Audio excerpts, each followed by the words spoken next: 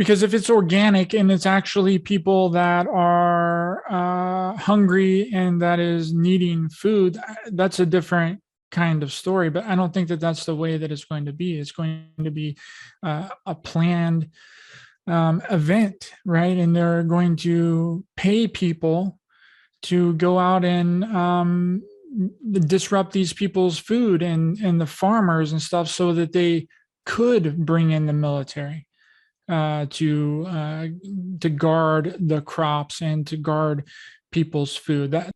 There's no way in anybody's right mind that you would let the military occupy your farmland across the nation, unless the flash mobs were targeting farms, and then the army would be, in some people's opinion, a welcome relief from having to do like Wild West style. Everybody put perimeters up of all the neighbors doing watch on radios and stuff.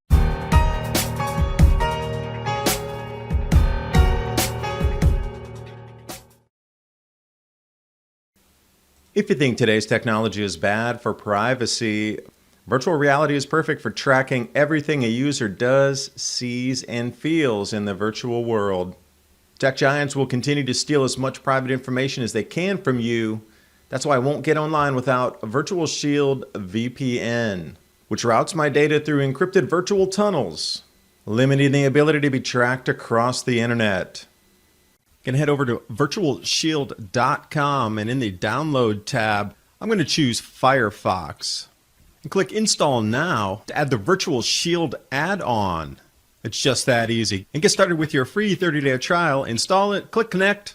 You'll see the shield turn from red to green, and you'll see how from my initial service provider I was able to even change my IP. Virtual Shield network protected. Virtual Shield is offering 50% off plus a free 30-day trial for all new customers today. Go to virtualshield.com/adapt2030. And now on with the video. And good afternoon, everyone. Guess who I have back? Ryder Lee. So much positive feedback. Raised by Giants. Remember, you enjoyed the interview so much. The comments were just outrageous. Far more comments on those videos than almost every other video that I'd done, except maybe a David Morgan video. But the things were real that we were talking about. They were very timely, and we've seen a giant uptick in things happening at the moment here. So Ryder, appreciate you coming back on. We just have about an hour today to go through a few items, and we were trying to connect some dots, chatting back and forth, trying to get this time set up here. So what do you see moving forward, or what do you see, I guess, the narrative or the next moves, the next chess pieces being moved around? What do we envision for the next year here? I have from May and then to the end of the year kind of sussed out in terms of months and quarters that things will change. But what are you thinking now? Well, thank you so much for having me back on, David. I shaved my beard off, so hopefully people still recognize me. But yes, thank you so much for inviting me back on. Really fascinating times that we live in right now. Food prices at an all-time high, crop yields down, gas prices up, supply chain disruptions inbound. It's incredible. So I think that we're going to have a really good conversation, even though that it's going to be kind of short. But I think that the first thing, it's amazing that people thought that we could shut down the world for 2 years and put everybody on unemployment, close small businesses, and everything would just go on as normal, right? With no disruptions to the economy or food disruption or hyperinflation. It's really, really fascinating, David. Like, who could have seen all of this coming? And as you know, every action we take gets an equal and opposite reaction, right? And we haven't even begun to feel the repercussions of our actions from the past 2 years. And based off of the past and past actions from governments, leaders, politicians, influential groups, it's not going to get any better that I can see.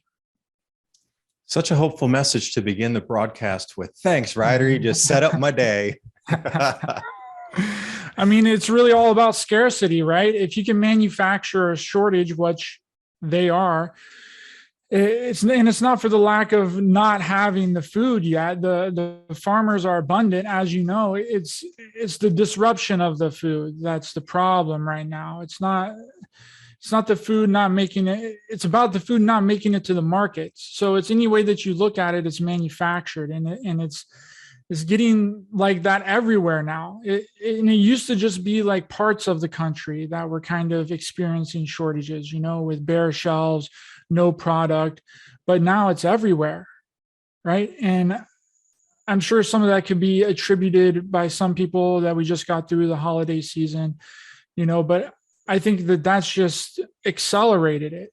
And they're using that as an excuse, because I don't remember after a holiday season before every single store in my area having empty shelves, right? Maybe a few, but again, not every single one. So something more is going on. If you push people to the food shortage, because you see the restrictions being lifted across the world right now suddenly, because they see the citizens taking action against the mandates. So in unison, the entire planet suddenly lifted them as quickly as they implemented them. Now, then you could say, oh, the people won, look. But then what's behind that? The next thing is going to be the food shortages. Now, will it be the shortage where we're going to be crawling on the ground with our bellies, bloated because we haven't had enough food, and that's the last step before starvation? So the fertilizer coming in is going to be a 1% loss to a 1% decline in yield. Well, there's been a new bevy of articles out, and the one that's making waves now, there's a Zero Hedge article saying that the food supply shortage is going to be far, should I say it again, far greater than anybody anticipates. So just the current state of affairs here, the fertilizer price is running about 4 times higher than it was last year. Got a few messages. I talked to some people in the ag business, and farms that are over 1,000 acres generally buy a little bit ahead. So they know they're going to be pre-preparing the fields, the time they're going to plant. So they try to get everything ready, because, putting fertilizer at a uniform spread over 1,000 acres, but that's the smallest. Sometimes there are 10,000 acres, 25,000 acres. I mean, you got to have everything in a row and completely everything in bins, and it's a full working operation. So they're always forward buying, and they're always full, so they know when they need to plant and harvest and apply the different herbicides, whatever, during planting. Well, that's for anybody with over 1,000 acres or 10,000, whatnot. So a lot of people that do farming they're down on the 100 acre, 200 acre, 50 acre, 20 acre plots, and that's a huge amount of rural America. It's hard to find, at least here in East Tennessee, down here. There are some 1,000 acre, 5,000 acre farms, but those are rare. Those are like super old money, super old generations, first settler kind back in here. Most people are running about 100 acres at the moment or less. So those are not going to be getting the fertilizer. And then what is also happening in conjunction with this, and I'm making a bold call here, we're going to have a corn shortage, because the herbicides that are needed when you plant corn is to alleviate and remove grass out of the rows in between the corn. And corn takes a lot more fertilizer. They call it heavy feeding. And it takes a lot of herbicides there to keep, because grasses are tenacious. Yeah, so flat leaf plants, those are pretty easy to kill. You look at those dandelions and, broadleafs, things that have a much bigger leaf on them. Amaranth would be another one, nettles, these kind of things. Those are edibles for us, right? But for a farmer, those are weeds in the middle of the field.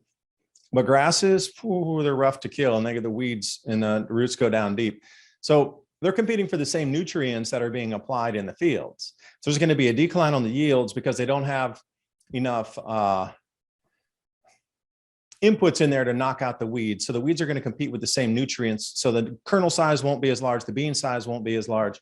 And there's a few things going on beyond that. So the fertilizer shortages are huge. Yeah, there's an article that I read that said that 2 shortages that threaten to absolute eviscerate the global economy in 2022. And one of those things was food shortages due to fertilizer prices. And another thing was car manufacturers. right? And not being able to produce the amount of chips that go into the cars in order for them to go to the market, right? And this is what happens. I mean, what happens is exactly what you're talking about, right? What happens when the farmers get hit too, right?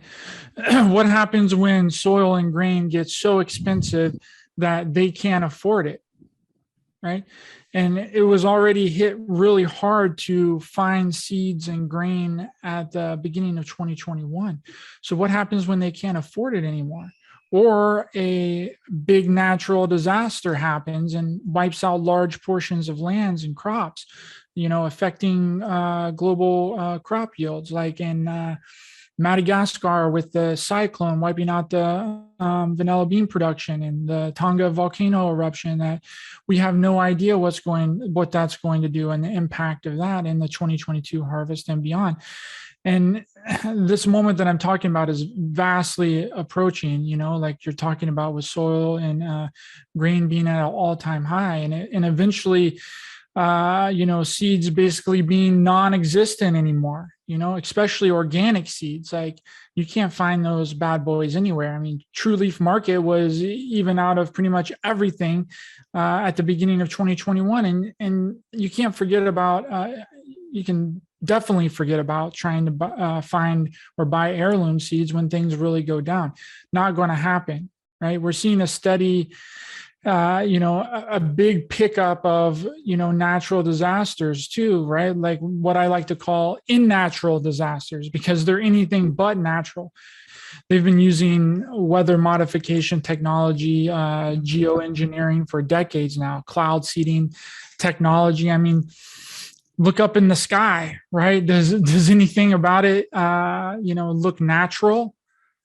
Today's all blue, and you're right. You go from a completely blue sky and then you start seeing the lines up there. And see, that's one of the things I talked about for years was, okay, geoengineering ongoing. Harvard's doing it. Cambridge has their program. NASA's delving into it. They're looking at the different types of particulates to put up from the metal to the calcium carbonate. There's just an enormous amount of things that are being tested on this to put a layer of sun bouncing medium up there. But then, like this Tonga eruption, it went up to 180,000 foot in the center column. And then you have the particles up there, plus all the new ash. So if maybe it would have come out naturally, and there's a dispersion rate of, I think it's about 3 years. So when it's dispersed up there, the finest of the particles after about 3 years will make their way to the ground. But now you're adding in all this extra ash and sulfur dioxide. Will that be 3 years, or will it be an exponential runaway thing? Because, I want to go back to the corn, because this is the most important thing. Like, I really cannot get it across right here. This is the beginning of the de-evolution of society when we have corn shortage, because corn's used for everything, mainly the animal fodder. Okay, then if we go the knock on, then we're talking about beef prices, dairy prices. But then what about ethanol? There's an enormous amount mandated into the fuel supply. So that's going to be a disruption in the fuel supply, because we already have the pipelines cut up. So we can't go back to 100% like we used to have. Remember, for those of you who are not that old, we never used to have ethanol in the petrol at all. It used to be 100% petrol. There was no additives into it that are, causing more friction and damage in your engine. There's E85 stuff, unless your car's rated for it. The old guys here, back in the 1930s and 40s, used to distill their own alcohol to run in their engines. Right. And then they made that illegal, moonshiners, whatever. It wasn't about moonshining and drinking. It was about fuel production with no tax paid. So again, you can go back to Reefer Madness with that whole thing with all the different usables that are inside the hemp plant competing directly with the industry. But at the same time, the distillers out here, they were doing massive, just runs and runs, 55 gallons, every several hours were coming out of some of these stills. They were their own fuel production companies using corn out here, corn mash, moonshine. But they demonized it as moonshine. Everyone is getting moonshine with the jug. No, it was about they made their own fuels without paying tax. So, everybody apparently was doing this around the countryside. So the oil companies trying to get their fingers in at a single distribution point through that nozzle they can tax and charge. They had to, again, get big government involved to then do the whole thing and, get different groups like NGOs of the 1920s saying our husbands drink too much. We need to outlaw alcohol. Then the prohibition, and that was really it. The prohibition was really the thing with the corn that stopped people from making their own fuels in the countryside. Now, with that said, today's corn is used in an enormous amount of food products. Like there's almost nothing that's not corn based, especially if you go to a supermarket. So the farmers are switching over to soybeans, which is going to be a problem for them because, you know, there's going to be a Himalaya size mountain of soybeans laying around, a coffee cup full of corn to supply the nation. Farmers are going to get priced out because they're going to be a glut of soy. But then on the corn side, oh my, we're not going to have enough. And where are you going to import that from? Because I'm going to say one last thing, Ryder, you hit it on the head. Tonga eruption is going to cool the southern hemisphere and reduce their crop yields. I've done extensive videos, at least a 40-minute video compilation on this. Argentina, South Africa, these two are going to be the most heavily affected because they're in the mid-grow season. Now that's for this year because they're in the mid-grow. They're not at harvest, they're past plant. Plants are trying to uptake and grow, but then they're going to get covered with acid rain. And precipitation patterns are shifting, light, not as much, a little bit cooler temperature is going to be about, say, 1 degree Celsius, which is like, you know, let's say 1.5 degree Fahrenheit, cooler average temperature. That'll also pinch in on the grow times. So I did this whole analysis of which countries are in mid-grow at this time and which ones are into harvest and which ones hadn't planted yet. So the biggest wild card, Argentina. I mean, they're major suppliers of corn, and they even were withholding their corn exports because they were having a corn shortage. So anybody who thinks like Brazil and Argentina are just going to supply all this corn that magically disappears because we don't have the fertilizers, everything's going to be affected by this lack of corn production. And then that all stems back to not having enough herbicides to control the grass in the rows. And then the amount of fertilizer that corn uptakes being so great compared to other crops. Like we've pinched ourselves into a corner on reliance on a single thing. We're pinched in a corner on reliance on oil. Now we're pinched in a corner on reliance on corn. And both of those seem to be disappearing in front of us. So I don't know, it is manufactured in my opinion. I think you're absolutely right. Yeah, and you're definitely right about that we could be seeing acid rain, you know, and then what kind of sunlight are the crops getting by the sun being blocked out from the ash? And when you get less yields, where are those countries going to get their product from? You know, it's going to have to be, well, if they are, it's going to have to be imported, right? And then that puts more strain on the countries that are already experiencing shortages. And then you're in a bidding war at that point, if it's even available.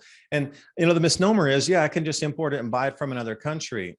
Well, the world's scrambling right now. China's buying half of everything on the open global market. So China will pay anything for the food now. It feels for me, they just closed their third port now. And there's a fourth port. They even closed Shenzhen, Ningbo, Shanghai, just in the last week. So it seems like they're walling themselves off. The stuff keeps coming in. Imports keep coming in, rolling in on the food shipments, but everything outbound has kind of ceased across the East Coast. Super drip feed of the exports coming out of China on a boat. Seems like they're walling themselves off, and they're really willing to pay anything over market price. So then when you come to these, you know, more impoverished nations or ones that, you know, are not superpower economies that really rely on using other people's money, like using the dollar as their currency because their currencies are so unstable or not valued across the planet. So they have to alternatively uptake another currency to pay for their imports, dollars. These countries are not going to get the food they need. They're already talking about a 30 million ton. This is if supply chains continue to function perfectly, a 30 million ton deficit, decline, non-available, not grown, harvest yield declines in Africa this year because of not enough fertilizer. 30 million tons. Where are you going to make that up? You just don't, because every country is going to experience the same thing of a decline. And the Southern Hemisphere countries are going to experience declines from the fertilizers and also declines from the acid rain and the ash from the Tonga eruption. Like it's dovetailing into something really we haven't seen in more than 400 years, or maybe even thousands, plural, of years now, with the amount of things that are limiting food production and food availability for a populace. And then they're going to revolt. And then what? So you already filled in that piece there. There's already another plan, which I'd like to hear, because you know people are going to go to the streets when they get hungry. It always happens. So then what? Yeah, and then we have the trucker strike in Canada that's been joined by a bunch of U.S. truckers, and I can't help but to think in my logical mind, based off of the past and governments, that it's a bogus banner. There's a lot of common misconceptions about bogus banners because when people hear that word, they think in their mind that the event isn't real, right? But in reality, it's very real, though it's just a staged event to make us believe it happened organically in order to push people in a desired direction, right? These events are made to look like it came from a certain country, race, group, or rogue individuals when it's really the opposite, right? It's a large scale planned event with an objective. And it's most commonly used for events to perpetuate war. But in this case, I believe it's a manufactured food shortage, right? And we've become so desensitized to this because the building blocks are stacked so far in advance to gauge the public's reaction, to freely accept the agenda as a problem reaction solution. And the groundwork is laid out years before, right? Using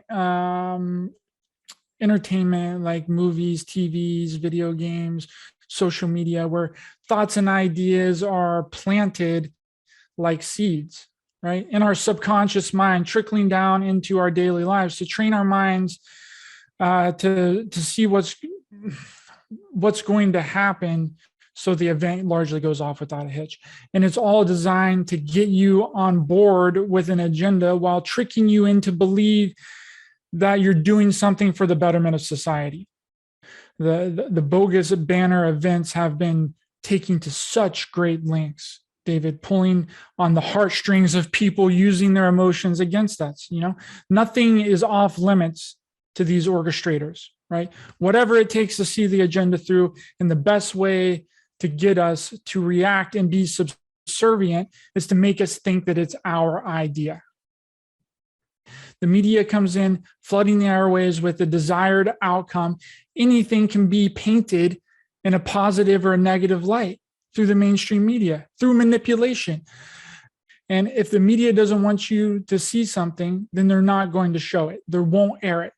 The bogus banner programs are so sophisticated and well orchestrated that the majority will never know they're being used and are actively participating in a bogus banner event, because it's painted in such a way for the betterment of society that everyone can get behind it and support it.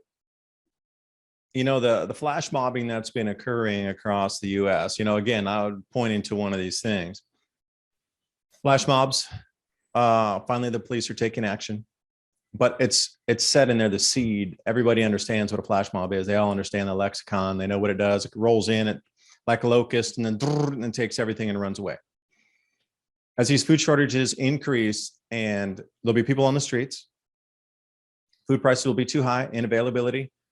There'll be just craziness in the stores, but the first thing they'll do is they'll put troops in the stores and the military and police to control. Now, that'll work for a little while, but then it'll get out of control at the end of the year. Now, when the harvest, there'll be some timelines with this. So the great awakening of like the mama bear of the family and just general person understanding this will be May, June. It'll be making all the headlines. Like, we're not gonna have fertilizer. And then the news is going to run with the shortages to cause more shortages, because they're going to create the false shortages by putting in the news that there's so much shortages, encouraging people to run out and even buy more. Self-fulfilling feedback loop on that, which they want to push. They need it to happen. They have to have the food runs on the stores, because that in turn will be the catalyst for then the flash mobs out in the countryside running in, pillaging. They might come in with, let's say, 10 SUVs and 40 people, and they'll strip a farm, or they'll strip a field, or they'll strip an orchard, or they'll pillage a warehouse, or they do something. Just like they're doing with the 5-star goods and, handbags and jewelry and whatever it is now.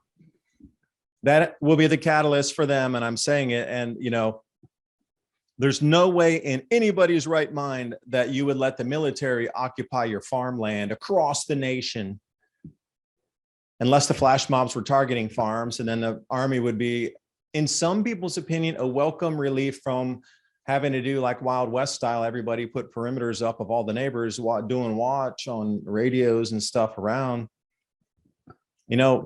Temporary housing is quite easy to construct. So it'll be fed to us, as the army needs to be out on the farms to protect it, because there's so many flash mobs. And now the point where the local police and the local farmers and communities can't protect themselves anymore. So we need to station troops out in the farming country, which would be a no-no. That would be called an invasion before. And there would be people behind every tree, every blade of grass, there would be somebody behind it. But if you can switch it a little bit, and everything's been in play already, you can see how it's unfolding. So whole army out into the countryside, they wouldn't put them out here in the winter. That would do no good. There's nothing out here to steal in the winter except the warehouses. So if May and June, you see the awareness of Mama Bear and the general populace understanding food shortages are here, the harvest time is when they would start putting military out all across the countryside in all the farming communities across the US. But then at what point do they get a call one day, quit protecting, go look for all these people? That's the only way I can see it done. And that will have to be occurring around August or September, just before. So the flash mobs will be rolling in right around when things are maturing in the fields. So each of our latitudes is going to have a different maturation date. So if this is going to occur, you would start to see military movements and maybe people welcoming them into more northerly latitude grow belts, Indiana, Ohio,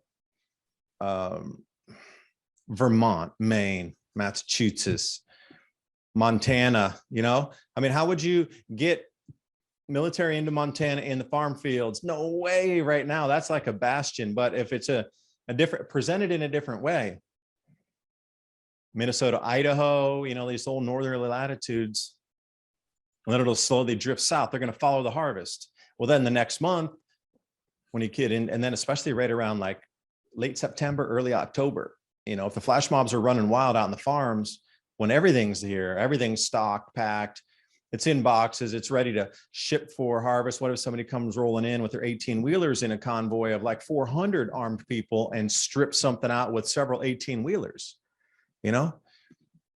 This is where the point will be, where they're going to demand military stay out in the farming communities to protect the food, because there'll already be such a food shortage that there'll be demand that you get out here and protect the food supply, the food distribution points, the warehouses, and even the farms themselves. We saw this in 2008 over in Thailand. They were getting their rice fields stripped at night. People would drive in and, go in with the harvesting machines after their rice fields were fully matured, and then strip multiple acres in the evening and just drive off with it. Then they did have to put military out there as patrols to stop these nighttime marauders. I'm just learning from the past. I'm simply looking at what happened 8 or 10 years ago in Thailand, 12 actually. So think about that. Could it occur again here? Of course it could. So this is, I think, the plan. So those are the two main dates, May, June, and then coming into the harvest season, September, October. So those are going to be two pivots for what you're mentioning, society, and also the way things are coalescing, food pricing, not available, people's reactions, because they're going to react a certain way. They've already gamed this a million times. Food shortages create this type of reaction every single time. So then it's already planned for. Yeah, they have contingencies for every single thing that happens. But my thoughts are, is the flash mobs going to be organic people, or is it going to be staged and planned, right? Okay, a little of both, maybe.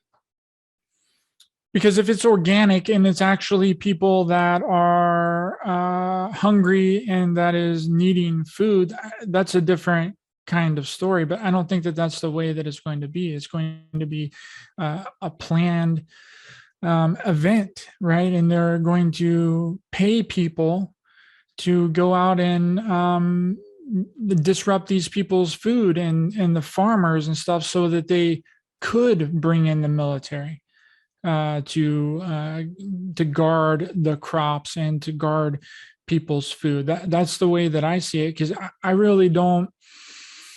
It would take a lot. It would take a lot for people to get to that point, and it would have to be a very, very slow process, right? It's going to take a lot of time, and to get people to organically go and steal people's food and steal their crops in the United States, because we're good people here, right? We have good hearts, and we normally have each other's back. So I feel like the only way that that's really going to happen here is if we are at the lowest point that we could possibly be, right? Where we are completely starving, we have nothing, and we're hungry.